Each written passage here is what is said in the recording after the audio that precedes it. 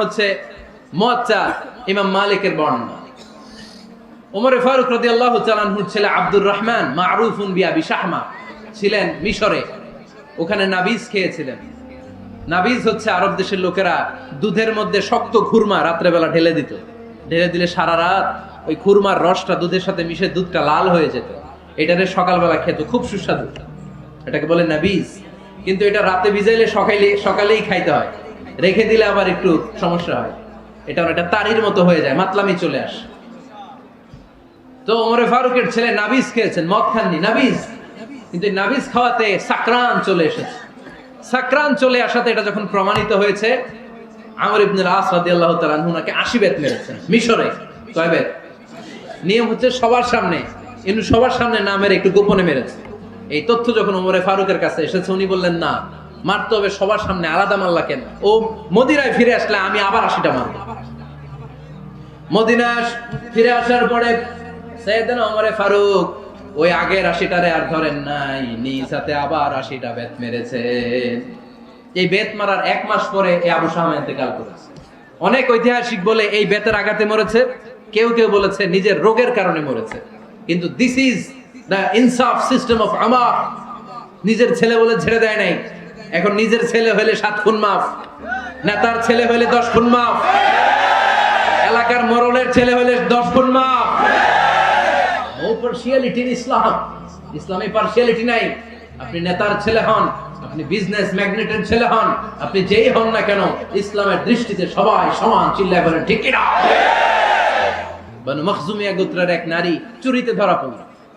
সাহাবারা বললেন, নবী, মদিনার সবচেয়ে ভেরি প্রেস্টিজিয়াস এন্ড ডিগনিফাইড ফ্যামিলির মেয়ে, আপনি হাত কাটেন না, কারণ ইসলামের নিয়ম চুরি করলে কি কেটে দাও? বিষ্ণু বললেন, বলো কি? হাত না কাটার জন্য তোমরা আমাকে রেকমেন্ড করছো? এটা আল্লাহর আইন, পৃথিবীর কেউ রেকমেন্ড করলো শোনার ক্ষমতা আমার নাই, কারণ আইনটা দিয়েছে কে? আল্লাহ। লাউ কানাত ফাতিমাতু বিনতি মুহাম্মাদিন সারাকাত লাকাতা মুহাম্মাদুন ইয়াদাহা। আরে বনু মাকসুমিয়া মেয়ে তো দূরের কথা, আমার কলিজার টুকরা ফাতেমাও যদি আজ চুরিতে ধরা পড়তো, তার হাত কেটে দিতে আমি 1 মিনিটও দেরি করতাম না। দিস ইজ ইসলাম। এই হচ্ছে ওমর ফারুকের মানাকিব। এরকম ওমর ফারুক কয়টা লাগবে? আওয়াজ করে বলতে হবে, কয়টা লাগবে? একটা লাগবে। এই সাইয়েদনা ওমর ফারুক মদিনার প্রথম চিফ জাস্টিস ছিলেন। সর্বপ্রথম ওনার পরামর্শে সাইয়েদনা আবু বকর রাদিয়াল্লাহু তাআলা আনহু কোরআনকে সংকলন করেছেন। আমরা এই যে কোরআন পড়ি 30 পারা, এমদাদিয়া লাইব্রেরির 114টা সূরা, কত সুন্দর সন্নিবেশ করা হয়েছে, এখানে সাজানো হয়েছে। আল্লাহর হাবিব সাল্লাল্লাহু আলাইহি ওয়াসাল্লামের সময় কি এরকম কোরআন ছিল নাকি? ছিল না। খেজুর পাতার মধ্যে, গাছের বাকলের মধ্যে, ওটের বড় হাড্ডির মধ্যে আর পাথরের মধ্যে খোদাই করা কোরআন ছিল। সাইয়েদনা আবু বকরের সময় রাদিয়াল্লাহু তাআলা আনহুর সময় যুদ্ধ হলো, 70 জন হাফেজ সাহাবী ইন্তেকাল করলেন। সাইয়েদনা আবু বকর রাদিয়াল্লাহু তাআলা আনহুকে ডেকে ওমর ফারুক, এইভাবে হাফেজে কোরআন সাহাবীরা যদি দুনিয়া থেকে বিদায় হয়ে যায়, আল্লাহর কোরআনও তো বিদায় হয়ে যাবে। আমার পরামর্শ হলো, আপনি সব বয়োজ্যেষ্ঠ সাহাবীদেরকে একসাথে করে কোরআনের সব কাগজগুলোকে একসাথে করে একটা নির্ধারিত কপির মধ্যে কোরআনকে সংকলন করে ফেলে। সাইয়েদনা আবু বকর বললেন, যেটা আমার নবী করে না, এটা আমি কেমনে করি? কিন্তু ওমর ফারুক নাছরবান্দা বলে না, এটা করলে কোনো খারাপ হবে না, ভালোই হবে। মুসলিম উম্মার জন্য এক জায়গায় কোরআন সন্নিবেশিত থাকবে, আপনি করেন। সাইয়েদনা আবু বকর রাজি হয় না, ওমর ফারুকও ছাড়ে না। ওমর ফারুক বলতে বলতে বলতে বলতে এমন ভাবে সাইয়েদনা আবু বকর রাদিয়াল্লাহু তাআলা আনহুকে ধরলেন, সব শেষে সাইয়েদনা আবু বকর ওমর ফারুকের কথায় কোরআন সংকলনে রাজি হয়ে গেলেন। পড়েন সুবহানাল্লাহ। উনি বললেন, ওমর যখন আমাকে বারবার বুঝাতে লাগলো, আল্লাহ তাআলা আমার হৃদয়টা ওমরের কথা শোনার জন্য খুলে দিলেন। আল্লাহ তাআলা কেমন যেন আমাকে ইলহাম করলেন, আবু বকর করো, এই কাজের মধ্য দিয়ে আমি আমার কোরআনকে গোটা বিশ্বে জীবিত রেখে দেব। This is Umar. এই যে আমরা হিজরি সনের যে আমরা গণনা করি, এই হিজরি সনের প্রবর্তক হচ্ছে সাইয়েদনা ওমর ফারুক। সুবহানাল্লাহ নাই? আমাদের মনোযোগ আছে না গেছে? কই ঘুমায় গেলেন মনে হয়? তাকবীর দেন তো একজন আওয়াজ করে।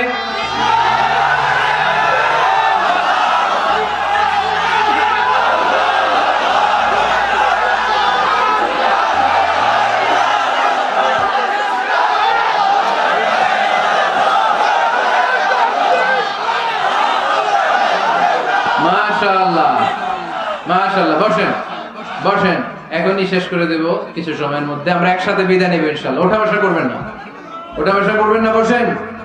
সাইয়েদনা ওমর ফারুক এই হিজরি সনের গণনা শুরু করেছেন। সাহাবারা বলল, আমিরুল মুমিনিন, খ্রিস্টানদের ঈসাই সন আছে, আমাদের মুসলমানদের কোনো সন নাই।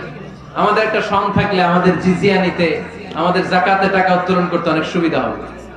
ওমর ফারুক বললেন, তাহলে কোন সালকে হিজরি, কোন সালকে মুসলিম সাল হিসেবে আমরা ঘোষণা দিতে পারি? একজন বলল, আমার নবী যেই সালে জন্মগ্রহণ করেছেন ওই সালে। ওমর ফারুক বললেন, না, আমার নবীর জন্ম আমাদের জন্য খুশির দিন, কিন্তু এটা আমাদের জন্য প্রেরণা নয়। প্রেরণা নবীর কাজে, ঠিক কিনা?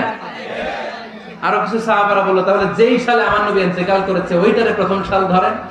ওমর ফারুক বললেন, না, যেদিন তিনি ইন্তেকাল করেছেন এটা আমাদের দুঃখের দিন, এটা আমাদের প্রেরণা নয়। আমাদের প্রেরণা হচ্ছে বিশ্বনবীর ত্যাগ, তিতিক্ষা আর কাজের মধ্য দিয়ে। জোরে কোন ঠিক কিনা?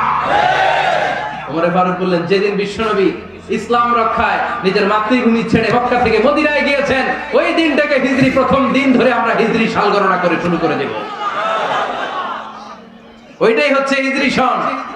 সেখান থেকে হিজরি সনের প্রবর্তন করেছেন সাইয়েদনা ওমর ফারুক রাদিয়াল্লাহু তাআলা। এই যে স্টেট গভর্নমেন্ট, এই যে প্রিজন, জেলখানা, ক্যান্টনমেন্ট, সচিবালয়, গণভবন, বঙ্গভবন, মুক্তিযোদ্ধাদের ভাতা, রাষ্ট্রীয় ভাতা, এই সব নিয়ম কানুন সাইয়েদনা ওমর ফারুক তার রাষ্ট্রীয় আমলে তিনি নিজে করেছেন। চিল্লায় পড়েন আল্লাহু আকবার। মুসলমানদের আলাদা কারেন্সি, নিজস্ব মুদ্রা ব্যবস্থা নিজে চালু করেছেন। সৈনিকদের মধ্যে যারা বিবাহিত, প্রতি 6 মাস অন্তর অন্তর 1 মাসের ছুটি কাটাতে তারা ফিরে আসবে। সাইয়েদনা ওমর ফারুক চালু করেছেন। চিল্লায় আওয়াজ করে পড়েন আল্লাহু আকবার। এই যে আমরা 20 রাকাত সালাতুত তারাবি পড়ি রমাদানে, পড়েন না আপনারা? এটা সাইয়েদনা ওমর ফারুক চালু করেছেন। সুবহানাল্লাহ পড়তে পারলেন না? কোরআনে মোট 22টা আয়াত আছে যেখানে সাহাবারা ইনডিসিশনে ভুগছিলেন। বিশ্বনবীর মত একটা, ওমর ফারুকের মত আর একটা। এই 22 জায়গায় আল্লাহ তাআলা বিশ্বনবীর মতের পক্ষে আয়াত নাজিল না করে ওমর ফারুকের মতের পক্ষে কোরআনের আয়াত নাজিল করে। আওয়াজ করে পড়েন আল্লাহু আকবার। এদিকে উঠলেন কেন আপনারা? যারা উঠছেন আমার দিকে তাকান। ঢুকতেছে, বাইরে থেকে ঢুকতেছে, বাইরে থেকে লোকজন ঢুকতেছে ভিতরে। কিছু ভিতরে ঢুকতেছে, কিছু বাইরেতেছে না?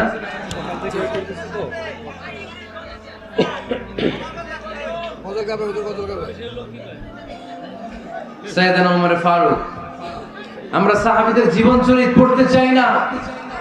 কত যে অনুপ্রেরণামূলক দৃষ্টান্ত সাইয়েদনা ওমর ফারুক আমাদের জন্য রেখে গিয়েছে।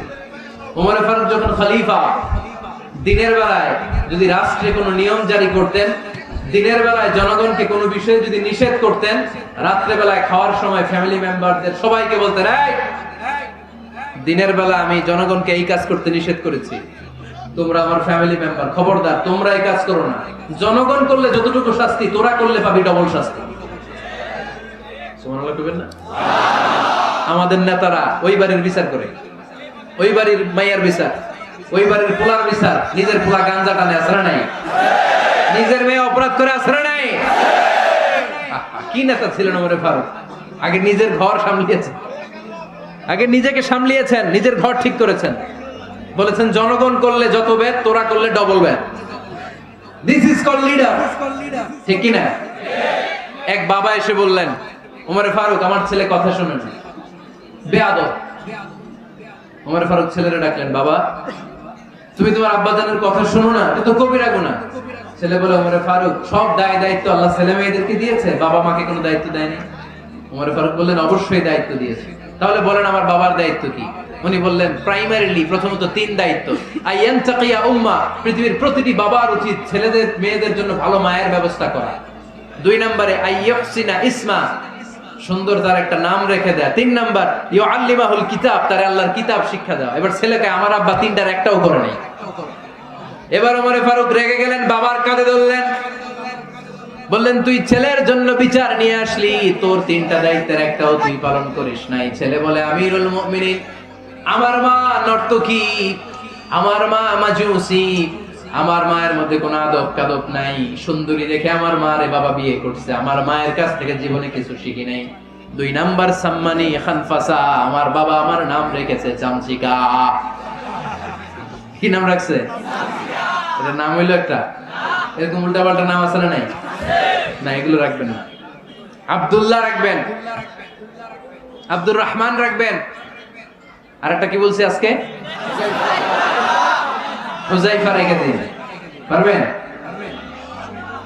ওয়ালাম ইউআল্লিমনি হারফাম মিন কিতাবিল্লাহ আমিরুল মুমিনিন। শুধু তাই না, আল্লাহর কোরআনের একটা অক্ষর আমার বাবা কোনোদিন আমারে শিক্ষা দেয় না।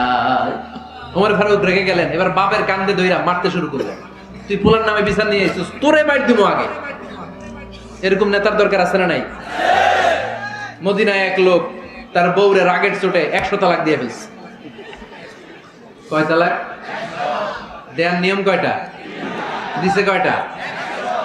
এবার স্ত্রী কাঁদতে কাঁদতে এসে বলে, আমিরুল মুমিনিন দেখেন, আমার স্বামী আমারে রেগে মেগে 100 তালাক দিছে। ওমর ফারুক বললেন, দইরা নিয়ে আয়, এটা নিয়ে আসা হলো। ওমর ফারুক বললেন, কয়টা তালাক দিয়েছো? কয় 100টা। কেন দিছো? কয় মাথা গরম আছিল। এরকম আছে না?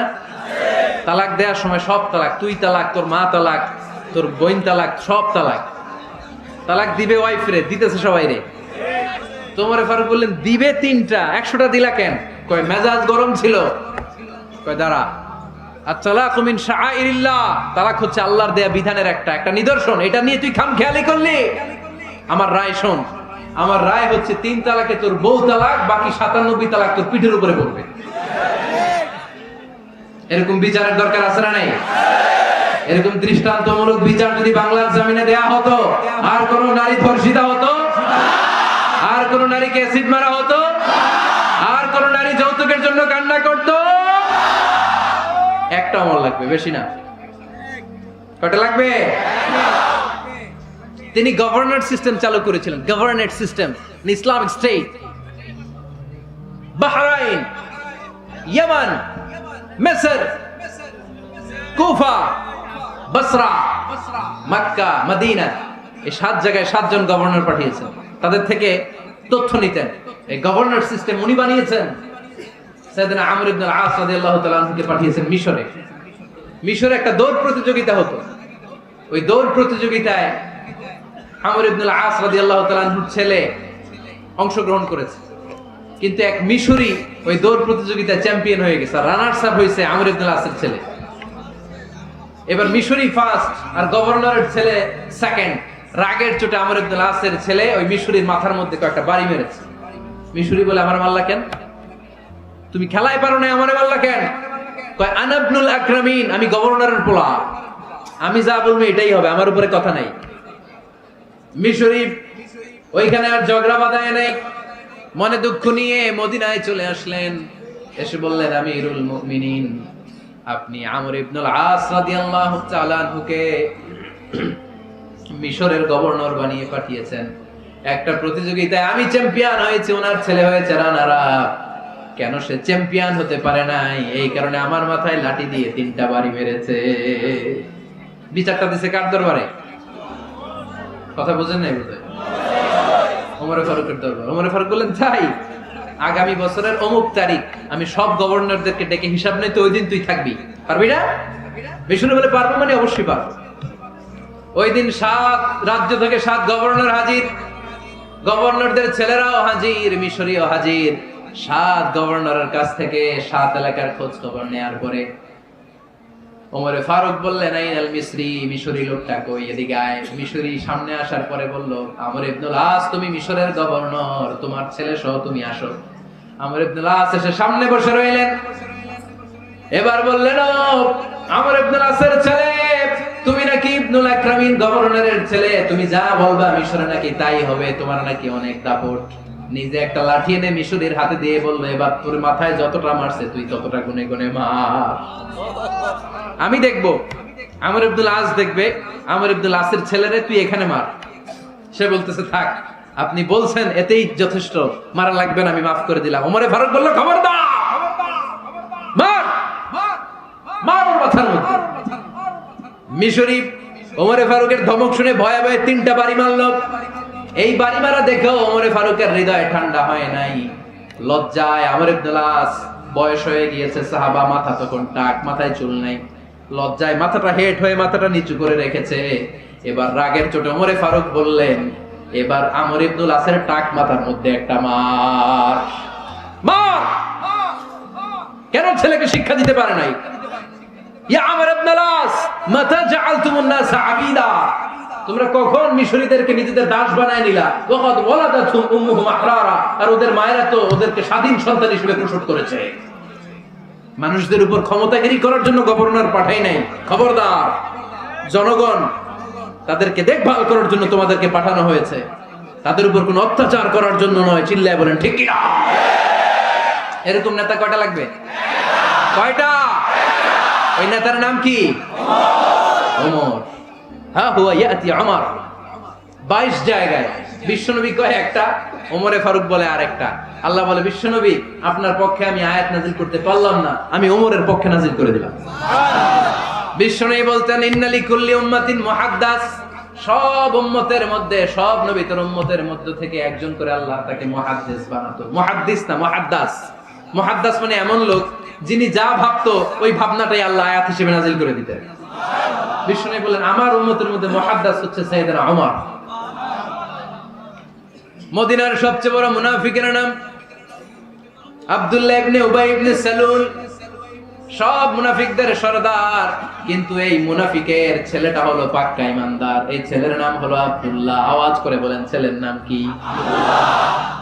আব্দুল্লাহ ইবনে উবাই ইবনে সালুল মুনাফিক সরদার যখন ইন্তেকাল করলো, সাইয়েদনা আব্দুল্লাহ রাদিয়াল্লাহু তাআলা আনহু বিশ্বনবীর কাছে এসে চোখের পানি ছেড়ে ডেকে বলে, নবী আপনিও জানেন, আমিও জানি, মদিনার সবাই জানে আমার আব্বা মুনাফিকদের সরদার, কিন্তু আমার মন তো মানে না, আমার তো পিতা, আমার তো বাবা লাগে, আমার তো মন মানে না। আপনিও জানেন মুনাফিক, আমিও জানি মুনাফিক। নবী আপনার দরবারে কিছু আমি চাই না, আপনার গায়ের একটা জামা দেন, আপনার জামাটা পরিয়ে আমার বাবারে দাফন দিব। এর উসিলায় যদি আমার আব্বারে আল্লাহ মাফ করে দেয়, দয়ার নবী মায়ের নবী জামা তুলে দিয়ে দিলেন। পড়েন সুবহানাল্লাহ। আব্দুল্লাহ রাদিয়াল্লাহু তাআলা আবার আবদার চললেন, নবী জানি আমার বাবা মুনাফিক, কিন্তু আমার তো বাবা, আপনার দরবারে ফরিয়াদ, আপনি নিজে যে আমার বাবার জানাজার নামাজের ইমামতি করবেন। দয়ার নবী মায়ের নবী জানাজার নামাজে যেতে চাইলেন। ওমরে ফারুক বললেন, নবী না, খবরদার আপনি উবাই ইবনে সালুলের জানাজায় যাবেন না। বিশ্বনবী জোর করে যেতে চাইলেন। সাইয়েদনা ওমরে ফারুক বিশ্বনবীর জামা পেছন থেকে টেনে ধরলেন। আল্লাহু আকবার।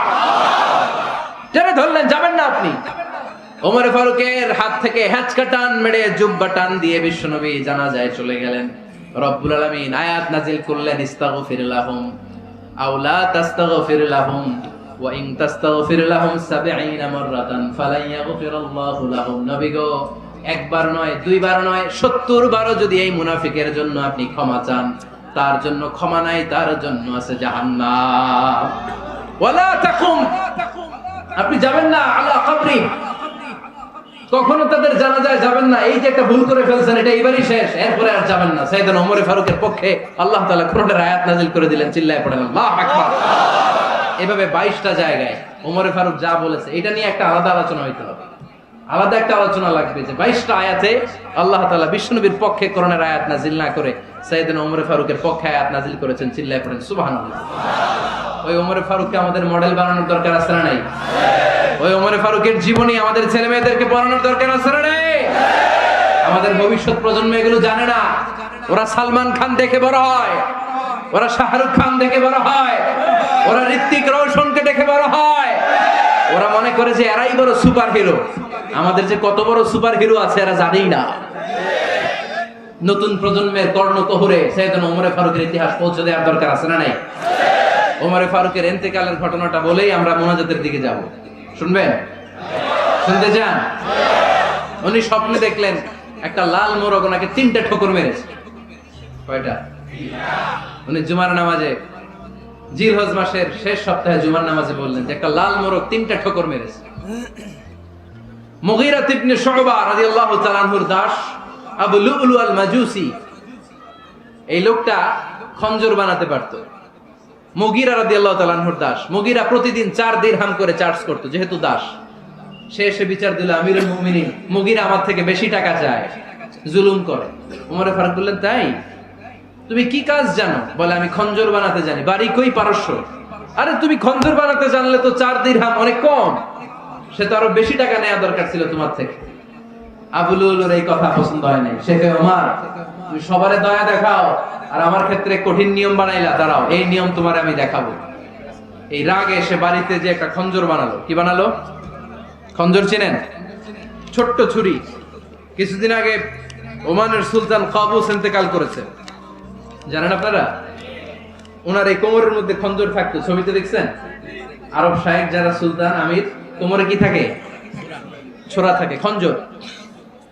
সে বাসায় যে একটা খঞ্জর বানালো, যেই খঞ্জরের দুই মাথা, লাহু রাসান ওয়া মাকবাদাতুহু ফি ওয়াসাতি, আর ধরার হ্যান্ডেলটা মাঝখানে, এদিকেও ছুরি এদিকেও ছুরি, যাতে এইভাবে এইভাবে মারা যায়। সে ধার দিতে লাগলো আর বলল, ওমর দাঁড়াও, তোমারে আমি দেখাবো। ওমরে ফারুক মসজিদে নববীর ইমাম, ফজরের নামাজের সময় এ আবু লুলু আল মাজুসি বুরনুস পরে, চাদর পরে, লুকিয়ে লুকিয়ে, সে অগ্নি উপাসক, মুমিন নয়, ওমরে ফারুককে অ্যাটাক করার জন্য গেলেন মসজিদে নববীতে। ওয়াকানু ইউসাল্লুনা বিগালাস, তখন ওনারা অন্ধকারে নামাজ পড়তো। নামাজের সময় যখন হলো, লুকিয়ে লুকিয়ে প্রথম কাতারে ওমরে ফারুকের পিছনে মুয়াজ্জিনের পাশেই দাঁড়ালো, হাতে খঞ্জর। ইকামত হলো, ওমরে ফারুক সালাত শুরু করলেন, ফজরের সালাত, আল্লাহু আকবার।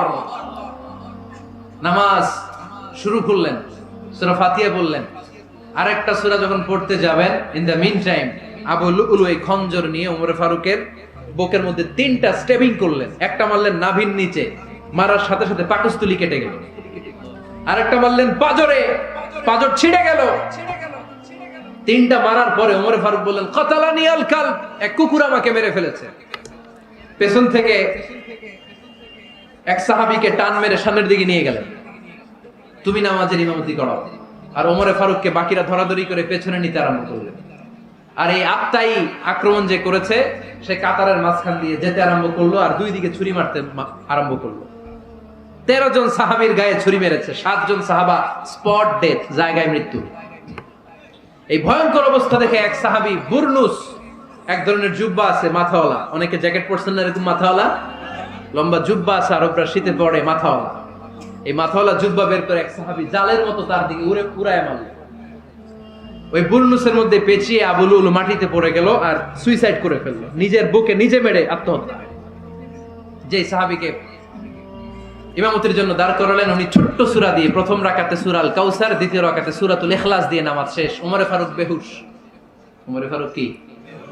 হ্যাঁ, বেহুশ।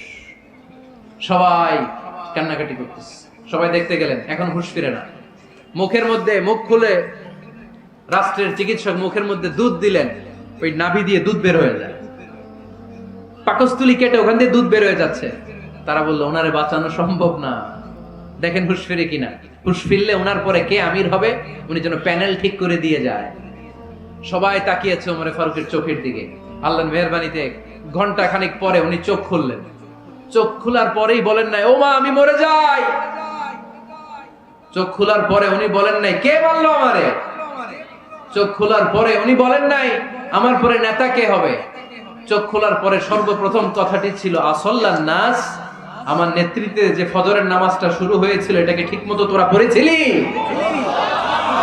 আমার নেতৃত্বে যে ফজরের জামাত শুরু হয়েছিল, সেটা ঠিকঠাক মতো সমাপ্ত হয়েছিল কিনা আগে বল। আসল্লান নাস, নামাজটা হয়েছে কিনা বল। সুবহানাল্লাহ বলতে পারলেন না? This is Umar, hour super hero. নেতা অনেকগুলো লাগে না, এরকম নেতা একটাই যথেষ্ট, যে গোটা বিশ্বকে কাঁপায় দিতে পারে। চিল্লায় বলো ঠিক কিনা? আমরা চাই আমাদের ছেলেগুলো ওমরে ফারুকের মতো বড় হোক। আমরা চাই আমাদের ছেলে মেয়েগুলো খাব্বাব, খুবাইব, সাইয়েদনা আলী, উসমান, আবু বকর রাদিয়াল্লাহু তাআলা আনহুর অনুসরণে বড় হোক, ঠিক কিনা? আমরা একটা ওমর চাই, যিনি আমাদেরকে সালাতের শিক্ষা দিয়ে গিয়েছেন, ইন্তেকালের আগে বলেছেন সাল্লান নাস। এজন্য আমরা যেন নামাজ কখনো নষ্ট না করি। আল্লাহর জমিনে দ্বীন বাস্তবায়ন আসাদুহুম ফি আমরিল্লাহি উমর। ওমর রাদিয়াল্লাহু তাআলা আনহু এত কঠোর কেউ ছিলেন না। তাই দ্বীন বাস্তবায়নে আমরা যেন কাউরে ছাড় না দেই। সবার আগে আল্লাহর দ্বীন, সবার আগে আল্লাহর কোরআন, সবার আগে আমার ইসলাম, ঠিক কিনা? চাইলেই কেউ এদেশ থেকে ইসলামরে মিটাই দিতে পারবে না।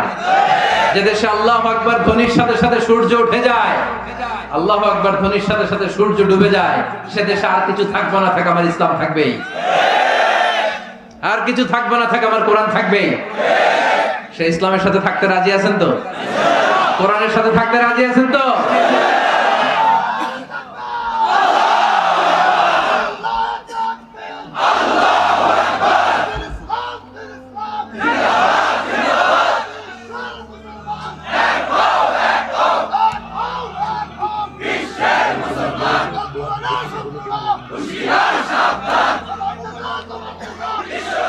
আল্লাহ আমাদের সবাইকে কবুল আর মঞ্জুর করে নেই, আমরা পড়ি আমিন। উঠলেন কেন? দোয়া হয়েছে? হুজুর বসে আছে, হুজুর দোয়া করবেন। বসেন বসেন বসেন বসেন। কয়েকজন ভাই কালিমা পড়ে মুসলমান হতে চায়, মোহতামিম সাহেবের হাতে, মোহতামিম সাহেবের হাতে ওনার মাদ্রাসায় আগামীকাল তারা কালিমা পড়বে। আমরা তাদের জন্য দোয়া করি, আল্লাহ তাআলা আমার ভাইদেরকে ইসলামের জন্য কবুল করে নেয়। আমরা যা